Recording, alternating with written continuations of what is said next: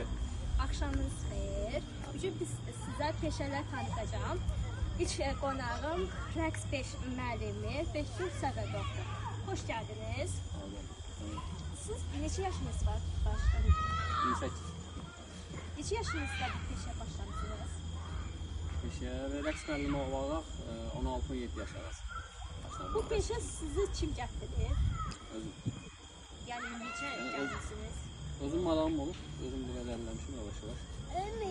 Bu peşə seçdiyiniz üçün peşmansınız? Peşman olacağım bir şeyəm yox. Bu peşə seçdiyiniz üçün sizə kim dəstəkçi olur? Çox. Yəni valideynlərinizə qarşı çıxmaq yoxsa? Yox, qarşı çıxan olmuyor. Demirlər də işlə məşğul olan, amma belə özüm istəmişəm, axır kimi davam eləmişəm bu günlərdə. Bu peşəni neçə yaşında öyrənə başladınız? Biz əslində 5 yaşından götürürük, 5 yaşından yuxarı olmalıdır, ən azı 5-7 arası olmalıdır, yəni dediyimizi başa düşsün. Bu peşə yaxşı tərəfə vermişdir. Yaxşı tərəf o ki, yəni uşaqlarla işləyirsən, əyləncəlidir, maraqlıdır. Pis tərəfi düzdür, elə pis tərəfi yoxdur, sadəcə pis tərəfi o ki, kiməsə əziyyət çəksən, onu itirir. Dünya kəsə gəlsəz, bu peşəni yenə seçərsiniz. Gələcək gənclərin bu peşə niyə seçsinlər?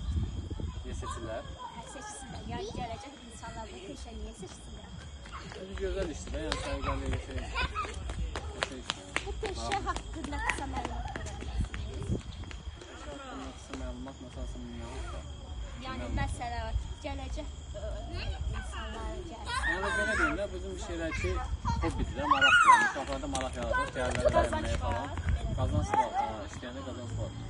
Əsas yəni maraq, hobbidir. Tələbələrinizdə biri var burada. Var, Elamiyə önünə də var. Gələ bilərsiniz, çıxanır.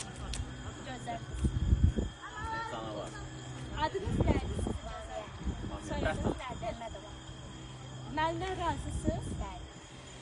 Necə dərs deyir? Əyləncəlidir, yoxsa sıxıcı dərs deyir sizə? Qəşəng, belə çox qəşəng. Razısınız? Bəli. Ya seçsinə bu peşəni? Bu qədər. Hə, sizcə gələcək dəfə hansı peşə tanıdım sizə? Bir də müvafiqə yazın. Görüşərik.